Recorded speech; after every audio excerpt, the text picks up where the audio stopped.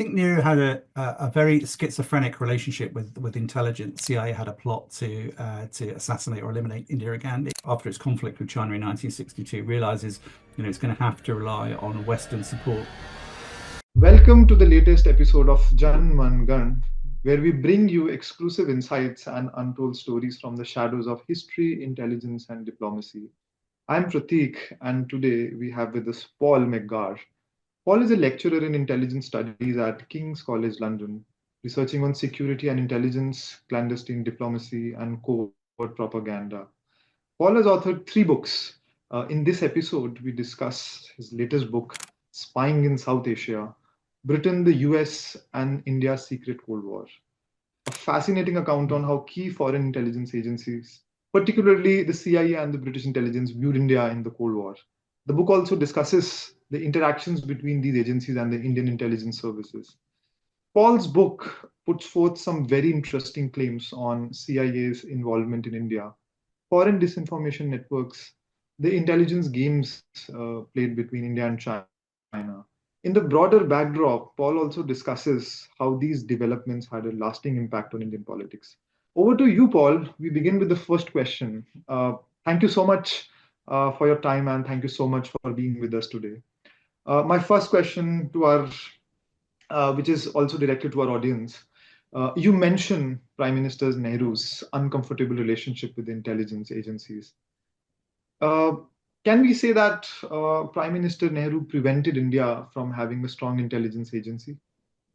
Thanks, Patek, and thanks very much for inviting me onto the show. Yeah, I think Nehru had a very schizophrenic relationship with intelligence, and so I'm not absolutely convinced that he didn't want India to have an overbearing or an overly strong intelligence service, both domestically or externally. But also, Nehru recognized that India faced severe threats after 1947, both domestically in terms of communalism and regionalism, but also externally in terms of the People's Republic of China and Pakistan. So there was a sense in which Nehru, although he was never really keen on intelligence, and I think that was largely because of his personal experiences. So having been a sort of figurehead of Indian nationalism in the 1930s and 1940s, Nehru had been very much on the sharp end of repressive British intelligence and security services that opened his mail, followed his movements, harassed his family, all that sort of stuff. Obviously, Nehru spent a considerable time in British jails as well. So Nehru had a very healthy skepticism for the role played by intelligence services and the utility for democracies as well. So Nehru felt that the wrong people were often being targeted in India. They were being subject to surveillance. Their civil liberties were being compromised for no great purpose. And that followed through, I think, into the period after 1947, when Nehru was often putting quite a lot of pressure on the Indian Intelligence Bureau to justify their actions. Why are they surveilling this person? Why are they opening their mail? Why are they doing that, both domestically and in terms of foreign operations? So to a certain extent, Nehru was always keeping the IB in check and wanting to make sure that it wasn't going beyond its sort of remit and sort of abusing its powers, really. Having said that, Nehru actually had, interestingly, that I mentioned the schizophrenic relationship. And that's, I think, because national leaders are very often very skeptical about intelligence services, both domestic and foreign. I think because they know their potentialities, particularly in the Cold War period, when we think about coups in Iran in 1953, in Guatemala in 1954, and elsewhere, where the Central Intelligence Agency particularly was fomenting regime change. So Nehru was very conscious of that, as were many other leaders. But also, interestingly, I think national leaders often have quite close personal relationships with their heads of intelligence. So Nehru, for example, was quite close with B.M. Mullick.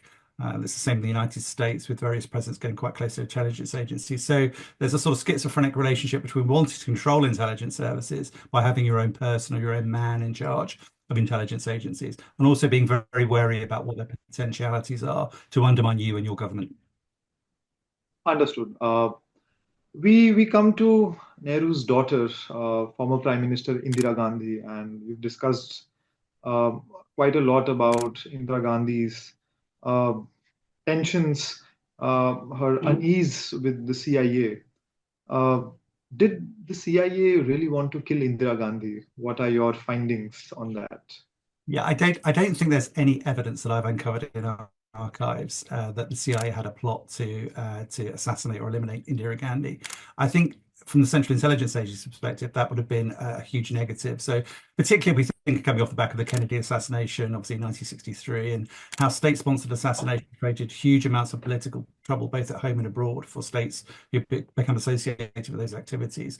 And the CIA particularly had been involved in assassinations, for example, of Patrice Lumumba in the Congo in the early 1960s. And they were, by the time we get to Indira Gandhi coming to power in 1966, they're sort of moving out of that business really of state-sponsored assassination, I think, largely because they regarded it as sort of counterproductive and it has a huge amount of what intelligence agencies call blowback or negative unintended consequences of certain actions. Having said that, the CIA are very keen on trying to control Indira Gandhi in ways domestically and foreign. So there is a sense in which they spend quite a lot of time sort of trying to control the Congress government in the late 1960s and 1970s without any sort of success. But I've never uncovered any evidence that the CIA was involved in that. However, I think it's perfectly plausible and understandable for Indira Gandhi to think that might have been the case, particularly with the Nixon administration in the early 1970s. And Nixon's obviously and the CIA are associated with the death of Salvador Allende in Chile in the early 1970s. And I think Indira Gandhi is genuinely concerned that she could be next on the CIA's hit list in the early 1970s. I don't think the agency ever had plans for that, but it's understandable given American foreign policy and their association with state-sponsored assassination during the post-Cold War, or during the post-Second World War period for that. I think the other thing there is Fidel Castro in Cuba as well. Obviously, the CIA mounts numerous, obviously quite comical and inept attempts to try and eliminate Fidel Castro in Cuba. And Castro comes to New Delhi often. He engages with Indira Gandhi. He will be fueling that sense of concern and conspiracism around the Central Intelligence Agency. And I think I note in my book, it's really interesting that on the day that Salvador Allende's death is announced in New Delhi, Fidel Castro is having dinner with Indira Gandhi. Well, you can imagine that conversation and what they're talking about, and the CIA and its machinations, etc. So perfectly understandable that people in India, I think Indira Gandhi specifically, would harbour those sort of concerns. We come to the 1962 war, which also changes India in many ways. Can we say, based on your book, that the CIA also played its part in stoking tensions between India and China? What was the role of CIA in the India-China war? How did the CIA contribute to the rising tensions between India and China? How do you see Yeah, that? Yeah, I think certainly the Central Intelligence Agency has been working with Indian intelligence to. Yeah, we have this sort of tension between India being very suspicious of what the Central Intelligence Agency is doing in domestic Indian politics and concerned that the CIA is trying to interfere in electoral politics in the subcontinent, are very wary of that. Also, at the same time, Nehru and B.M. Malik, the head of the Intelligence Bureau, are very conscious that India is facing severe threats from China as the relationship with China and India breaks down really from the mid 1960s, mid 1950s onwards, and we're leading up to the border conflict in 1962. So Indian intelligence works with the Central Intelligence Agency to try and harvest intelligence on Chinese activities in the northern border and particularly in Tibet. So there is a sort of tacit relationship between the two during that period. I think 62 is a really pivotal inflection point in India's relationship with the Central Intelligence Agency because India, after its conflict with China in 1962, realizes, it's going to have to rely on Western support to bolster the Indian Army, the Indian Air Force, the Indian military, but also to bolster India's intelligence capabilities as well. There's a sense of 62 has been a huge shock because it's been an intelligence failure, essentially. India hasn't been able to predict the huge Chinese assault across the northern border, both in the eastern wing of India and the western wing. It's a real intelligence disaster for India in many respects. So they turn to the United States for signals intelligence help, human intelligence help, also for help in imagery intelligence using U-2 spy planes in northern India. So there's a huge sense in which the intelligence relationships becomes from a sort of informal tacit relationship before 1962 to a much more formalized intelligence relationship after 1962. And the CIA, for example, provides lots of support in sort of constructing or establishing paramilitary Indian forces which mount raids into Tibet and across the northern border into China in search of intelligence.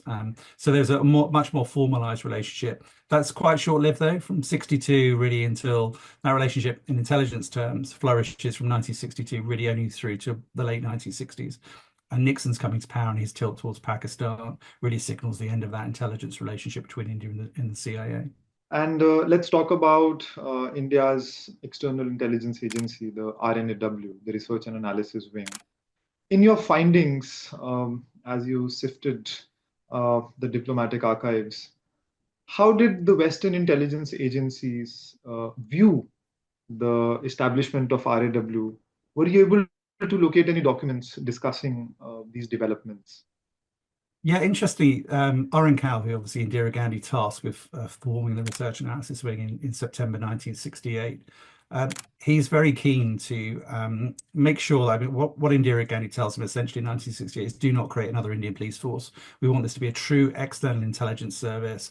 We're really concerned by our failures in 1962 and our failure to look across the border and over the horizon and see threats that are coming from China. In 1965, it doesn't really work out very well for Indian intelligence either. So there's a sense in which the raw is born of intelligence failures, and that's often the case in intelligence reform, I think, and the creation of new intelligence agencies. Cal's very keen to make sure that the CIA, so the Research Analysis Wing, isn't a domestic police force, but also is a really effective external intelligence service. And he wants to consult with intelligence agencies all across the world. So interestingly, he speaks to the Central Intelligence Agency about how should I construct an external intelligence service? How should I go about doing that? And CI give advice and support to RNCAL, as do the British Secret Service, MI6.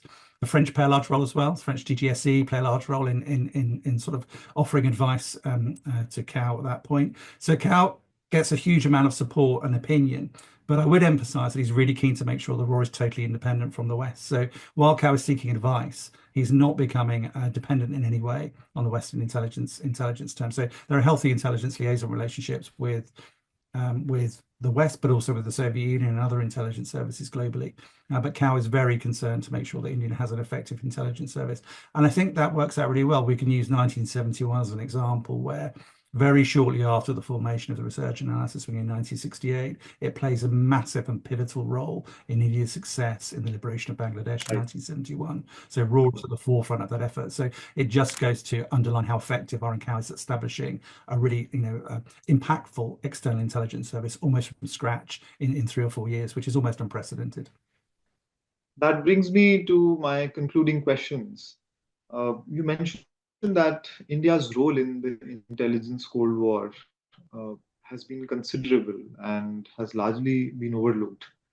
What makes you claim this? Can you share some examples on how the footprint of the Indian intelligence was also felt across the world? Yeah, I think it's a really good point, Pratik, that I think essentially intelligence and intelligence studies globally has been very Anglo-centric. It's been very focused on the West, the United States particularly, and hasn't really given due credence or looked into the extent to which intelligence agencies across the global South particularly played a really important part in the Cold War. I'll give you a couple of examples of that. For example, in Ghana in 1957, when the former Gold Coast becomes independent Ghana in 1957, and Kwame Nkrumah, the first Ghanaian leader, comes to power.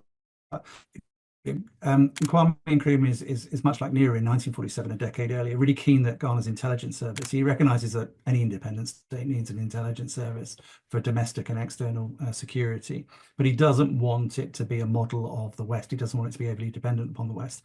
And of course, when Kwame Nkrumah is setting up an intelligence service, the CIA say, "Of course, we'll help you do that." And British say, "Of course, we'll help you set up your intelligence service." And he's really wary of those offers of Western support. So he reaches out to New Delhi. He goes to Nehru. He meets Nehru at actually Commonwealth Prime Minister's Conference in London in 1957 and says to Nehru, "Can you help me as an independent nation that's just emerged from colonialism?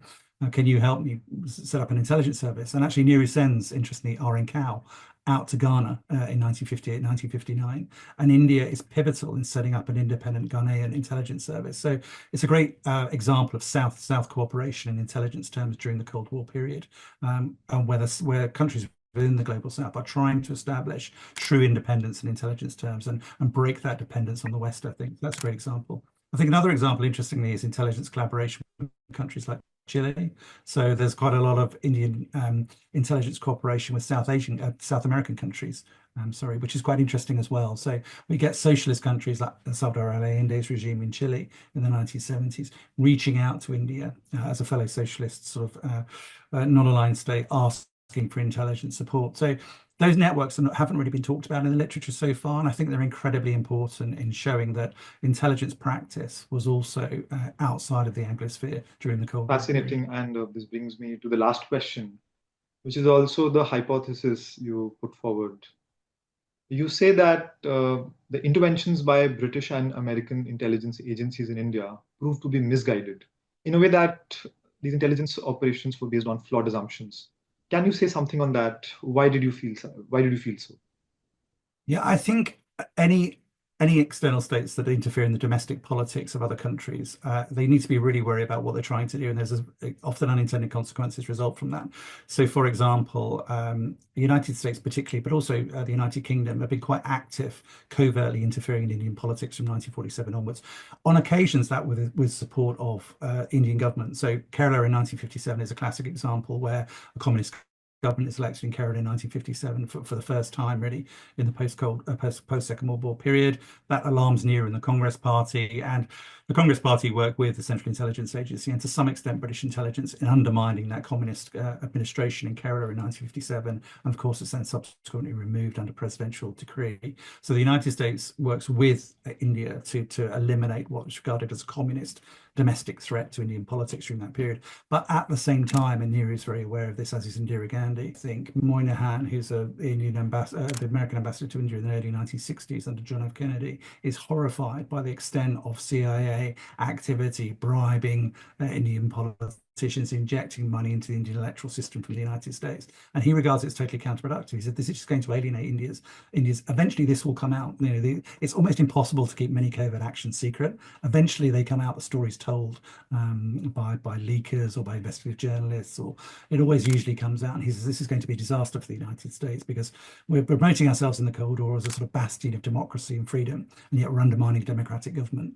So I think there is a sense in which those activities, even at the time, by some agents of the United States government, are regarded as very dangerous and risky and counterproductive.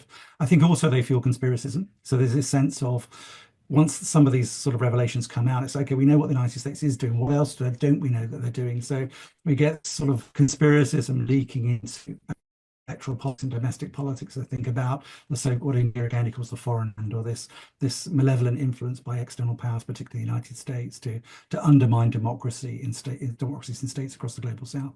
So I think it can have, intelligence interventions can have large negative consequences for broader society and broader democratic processes in countries across the global south.